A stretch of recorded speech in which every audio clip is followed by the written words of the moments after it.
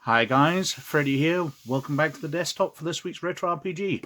And this week I would like to present this, Werewolf the Apocalypse by White Wolf Games. Now this is the first edition which came out in 1992. We're actually going to be spending more time in this review with the second edition book because it's a nice hardback and it's in far better condition. But I did want to introduce the first edition because I actually prefer the cover on this, because the Werewolf game has these slashes in the cover looking through to the contents, but on the first edition it's looking through to this forest scene, which actually makes a lot of sense for the Werewolf game. But I'll kind of go into that in a bit. The back cover, we're going to see that's going to be identical to the second edition. But this is the second edition. Now, same slashes, but this time it looks through to a comic story inside. The second edition came out in 1994. There was a revised version after that in the year 2000, and then they brought out their 20th anniversary edition in 2013, which is odd because it's not the 20th anniversary of 1992 or 1994. It's in between the two. But anyway, let's have a look at the back cover.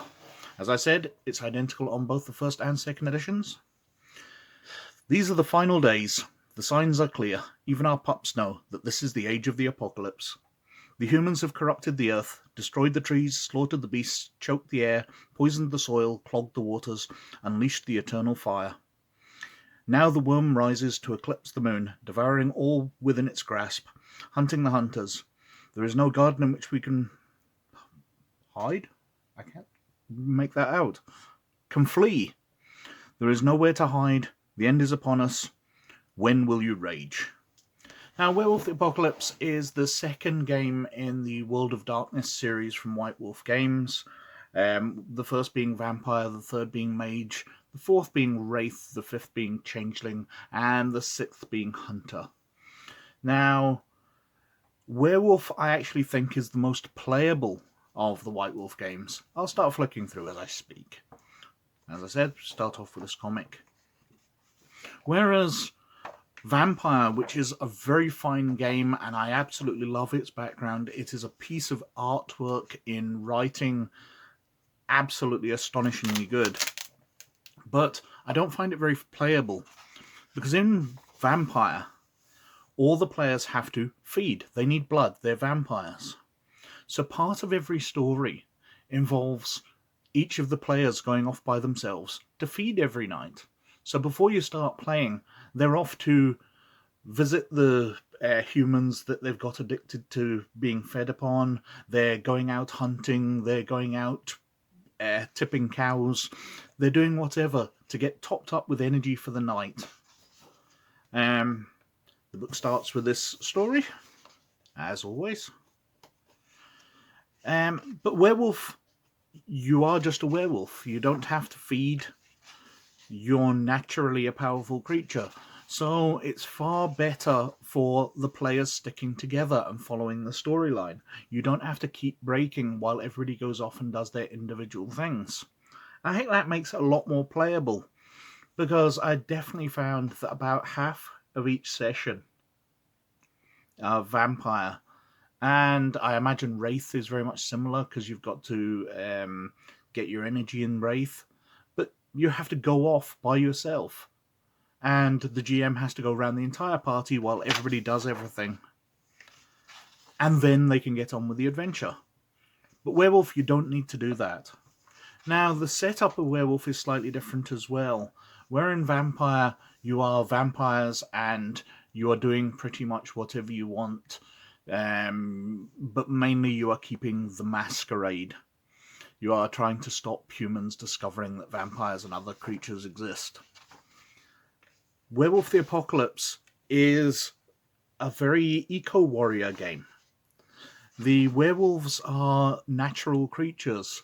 They are actually dying out because the humans have poisoned the earth and wolves are dying off.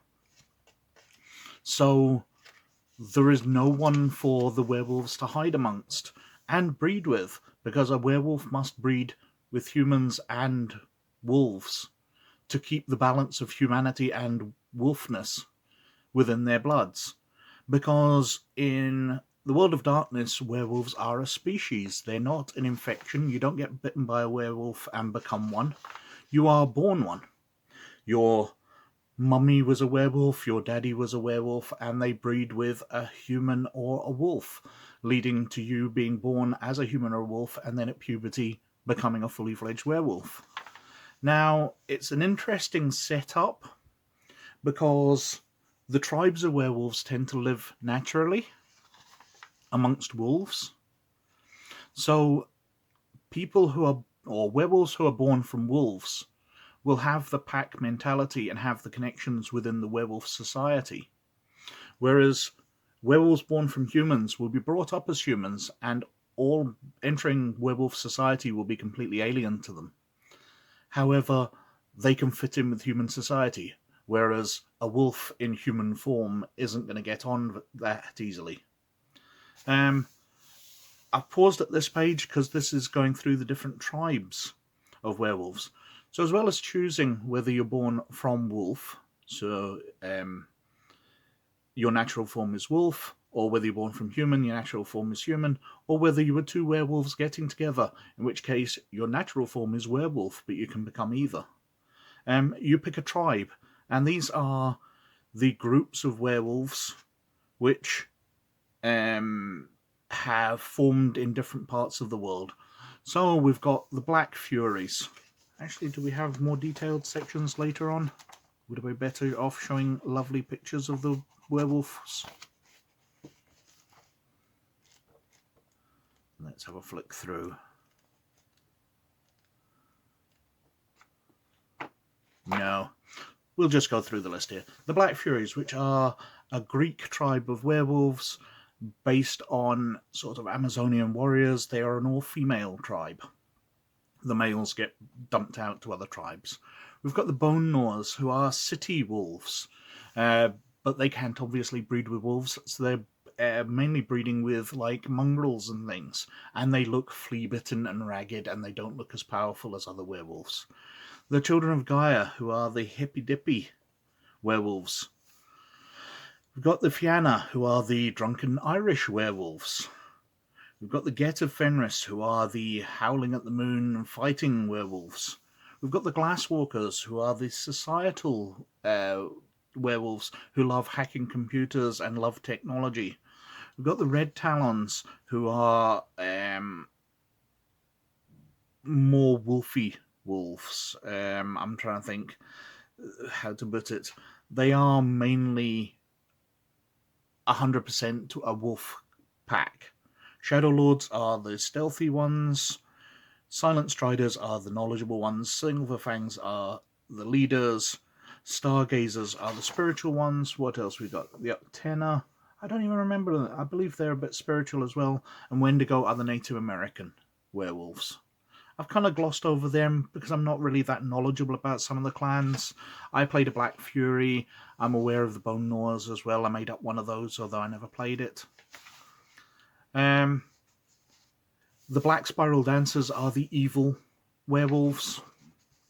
Pentex is the big corporation which is trying to poison the earth that the werewolves are trying to fight against.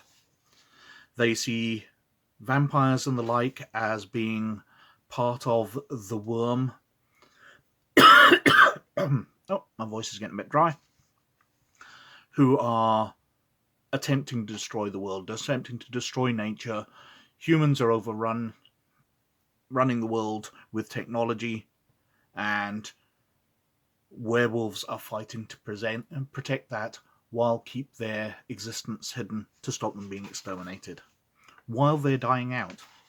As the title says, it's Werewolf the Apocalypse, so these are the final days for the werewolves. As far as they're concerned, this is the battle for the end of the world. Nature is being destroyed. Werewolves are going to go extinct. This is their last attempt to save the planet. As with most White Wolf games, we've got a lot of advantages and disadvantages, which allow you to really make your character be a bit more interesting.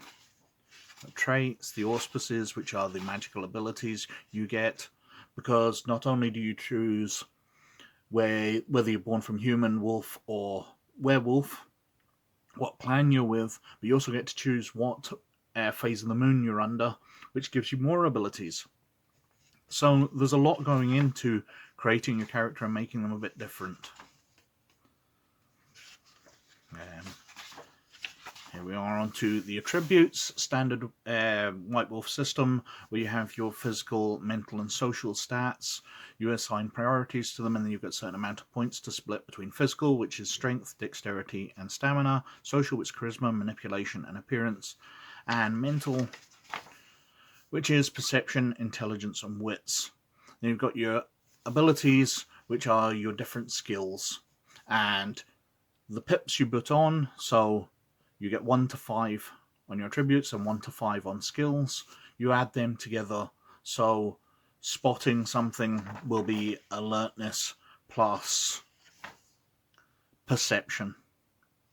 But it might be alertness plus wits in certain situations, or to avoid being hit by a rock falling from the top of a mountain or whatever, it might be alertness plus dexterity as you dodge out of the way. It makes it a wee bit more flexible, adding the skill and the attribute together. We've got gifts, which, as I said, were the magical abilities you get. I'm really going to skip through here. You get different ones depending on which tribe you're from. Magical items, rights, because werewolves can go out and howl at the moon.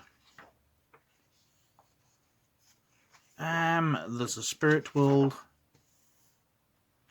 Your ranks as you advance. I really wanted to go through this because one of my favourite bits of the rulebook is this, where as it talks through drama in stories, it tells a bit of a story. So you've got this man wandering along the street, looking very cool in his trench coat, and a werewolf is peeking out behind him. Then as we go through the chapter, as we describe an action scene and how to do it, the werewolf pounces out and he leaps out of the way. It confronts him and he draws a sword. He stabs it, it claws at him. He's starting to change as he becomes more werewolf-like himself. It uses one of its abilities against him, launching its claws at him. He's wounded, but he transforms into a full werewolf, shrugs off its attack. The two of them are brawling, both in Krynos form. Actually, I haven't detailed the forms yet. They slash at each other. Lots of blood, lots of gore. Lots of pulling each other's guts out.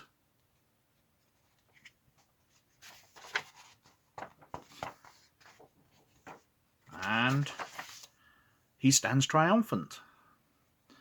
Now, as I mentioned forms there, werewolves have 5 different forms they can transform between.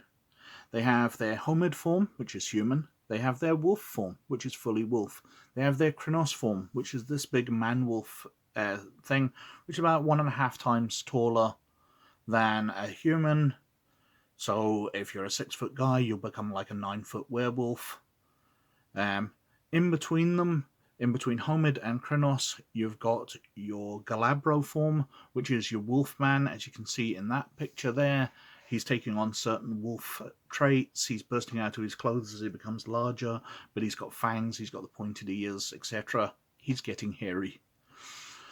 And between the Krynos form and the wolf form, you've got Hispo, which is taking it further in the other direction. So you're going from the man-wolf form towards wolf. You know, the front legs are becoming more paws. You're hunched over. You are more wolf-like, but there's still some differences. And each of the forms has their advantages. Wolves move a lot faster than all the other forms. Krynos form fights better. Humans can actually use technology and equipment and can communicate, whereas the other forms can pretty much only growl. And I think I've gone through quite a lot here. I really like Werewolf the Apocalypse. As I said, it's perhaps the easiest to actually run of the World of Darkness games because you don't need to set up much. You know, a company is polluting, the werewolf clan sends the pack out to destroy a factory, but not get caught. There you go, there's a werewolf adventure. There can be some follow-up if they don't do a good job, because now they've got to sneak back in and destroy the camera footage. We've got various bits, character sheet which shows the setup of the different attributes and the ability skills. You've got your advantages and backgrounds, gifts, renown, which you use for ranking up, rage, gnosis, and willpower. Rage is how angry you are and is the ability you use to transform between abilities. Gnosis is your magical abilities, the sort of bit of fury essentially in changing between different forms. And willpower is your ability to resist stuff and force your will on the universe. I really like Werewolf. You can see the different forms in behind there showing the advantages. So Glabro gets plus on strength, Krynos gets massive pluses on strength, but appearance and manipulation are both dropped. In fact, appearance drops to 0. You're prettier as a Hispo than you are as a Krynos. I think that's about all I've got to say. There's some really nice background in Werewolf, where the werewolves basically dominated over humankind in the past, before they let humans slip, and that's when the slide to technology and the destruction of the Earth started. But the fear of that is still in the past, so humans will tend to freak out when they see a werewolf wandering around, which is a slight protection. So a security guard in seeing a Krynos form werewolf will just gibber and freak and then claim he saw a madman or a wolf or something later. But security cameras mess all that up because footage can still exist. Anyway, that's Werewolf the Apocalypse, the first edition, and Werewolf the Apocalypse, the second edition. I feel like I've rambled far more today than in any other game, because this is perhaps the game I've played most. In fact, we've still got an active campaign. The Games Master is considering bringing all our characters out of retirement after a break of about 10 years, which I'm really looking forward to, as I do love this game. Anyway, thank you very much for watching and listening to me ramble away in a very random way today. Please like and subscribe if you like what I'm doing at all. But most of all, you look after yourselves. And I'll catch you later. Bye.